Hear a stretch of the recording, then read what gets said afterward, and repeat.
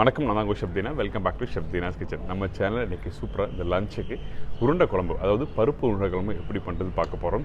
முக்கியமாக அந்த பருப்பு உருண்டை குழம்பு பண்ணும்போது அந்த குழம்புல அந்த பருப்பை பிடிச்சி போடுவாங்க. பற்றியில் ஒன்று ஸ்டீம் பண்ணி போடுவாங்க, அதாவது நல்லா வேக வச்சு போடுவாங்க. நம்ம டேரெக்டாக அந்த குழம்புல போட போகிறோம். அது எப்படி பண்ணுறது பார்ப்போம். ஒரு சூப்பரான டெக்னிக்கில் உங்களுக்கு சொல்லி கொடுத்துருக்கேன். இப்போது இந்த ப்ரிப்பரேஷன் தேவையான பொருட்கள் பார்த்தலாமா?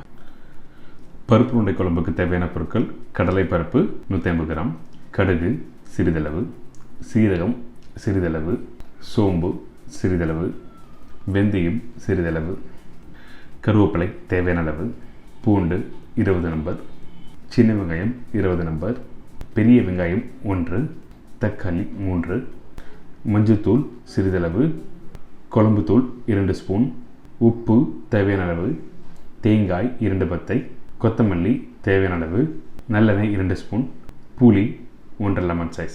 இதாங்க இந்த ப்ரிப்பரேஷன் தேவையான பொருட்கள். இப்போது இந்த கடலை பருப்பு நல்லா ஊற வச்சுருக்கோம்.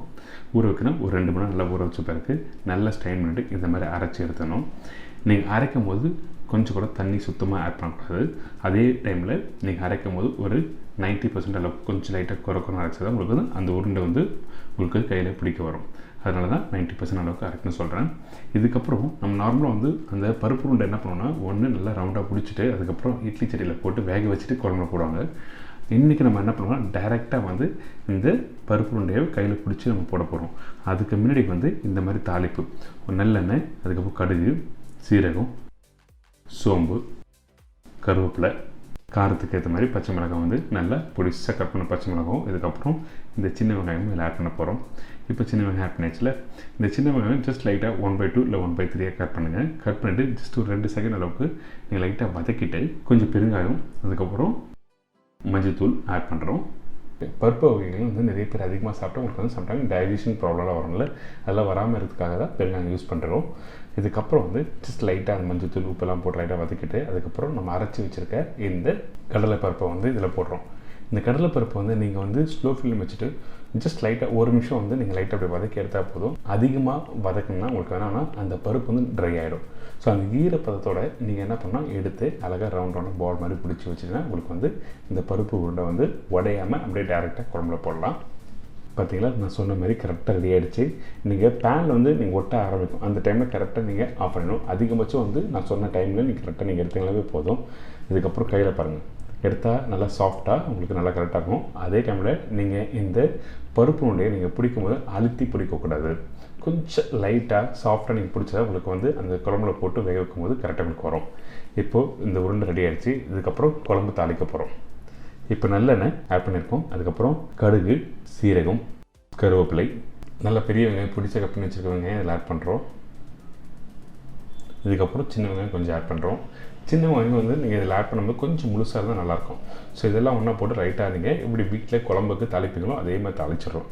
பூண்டு ரொம்ப ரொம்ப இம்பார்ட்டன்ட் இந்த குழம்புக்கு. எப்படி வீட்டில் புளிக்குழம்பு யூஸ் பண்ணுறோம் அதே மெத்தடில் நம்ம வந்து குழம்பு கம்ப்ளீட் பண்ண போகிறோம். ஆனால் தேங்காய் ஆட் பண்ண போகிறோம்.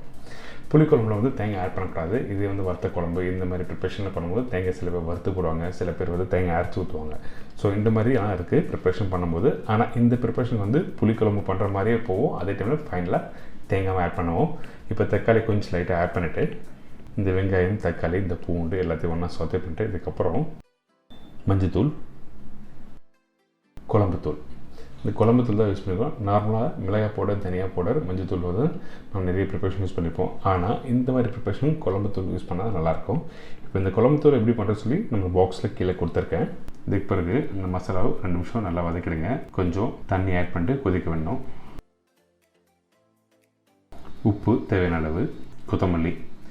இப்போ இதெல்லாம் போட்ட பிறகு கொஞ்சம் லைட்டாக நல்லா கொதிச்சு வரட்டும்னு சொல்லிட்டு, அதாவது வீட்டில் எப்படி தக்காளி சட்னி ரெடி பண்ணுவோம் அதேமாதிரி தொக்கு மாதிரி கொஞ்சம் லைட்டாக திக்காகும்.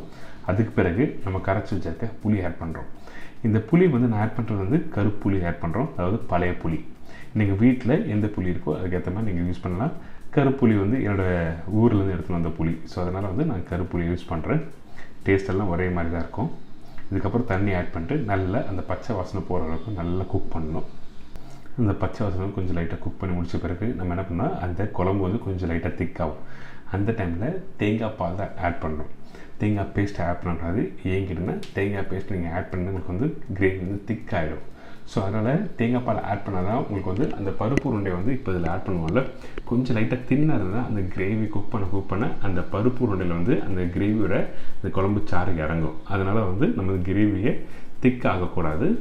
முக்கியமாக இந்த தேங்காய் பால் தான் ஆட் பண்ணணும். திருப்பி சொல்ல தேங்காய் பேஸ்ட்டு போடாது. இப்போ நம்ம கையில் பிடிச்சி வச்சுருக்க இந்த பருப்பு உருண்டை வந்து எல்லா உருண்டையும் இதில் ஆட் பண்ணுறோம். இப்போது எல்லா பருப்பு உருண்டையும் வந்து இதில் ஆட் பண்ணியாச்சு. இப்போ இந்த பருப்பும் இந்த குழம்பும் ரெண்டும் டுகெதராக வந்து வெந்து வர டைமில் வந்து கொஞ்சம் லைட்டாக கொத்தமல்லி கருவேப்பிலை போட்டு ஒரு மூடி போட்டு வேக வச்சு இறக்குனீங்கன்னா ஒரு அருமையான ஒரு பருப்பு உருண்டை குழம்பு ரெடி. பார்த்தீங்களா, இந்த பருப்பு உருண்டை பாருங்கள். இப்போ பார்த்தீங்கன்னா உங்களுக்கு தெரியும் அந்த பருப்பு உருண்டை நல்லா சாஃப்டாக நல்லா வெந்திருக்கும். இதில் முக்கியமாக இந்த கிரேவி நீங்கள் இறக்கும் போது ரொம்ப கொஞ்சம் தின்னாக இருந்தால் தான் உங்களுக்கு வந்து அந்த பருப்பு உருண்டை வந்து ஊற அந்த டேஸ்ட் நல்லாயிருக்கும். ஒரு அருமையான ஸ்டைலில் இந்த பருப்பு உருண்டை குழம்பு எப்படி பண்ணுறது சொல்லி கொடுத்துருக்கேன். கண்டிப்பாக ட்ரை பண்ணுங்கள். எனக்கு இந்த உருண்டை குழம்பு எப்படி பண்ணுறது எல்லாருக்கும் ஈஸியாக செஞ்சுருக்கோம். கண்டிப்பாக வீட்டில் ட்ரை பண்ணி பாருங்கள். இதே மாதிரி நாளைக்கு இன்னொரு சூப்பரான ரெசிபி செஞ்சுக்கிறேன். பாய்.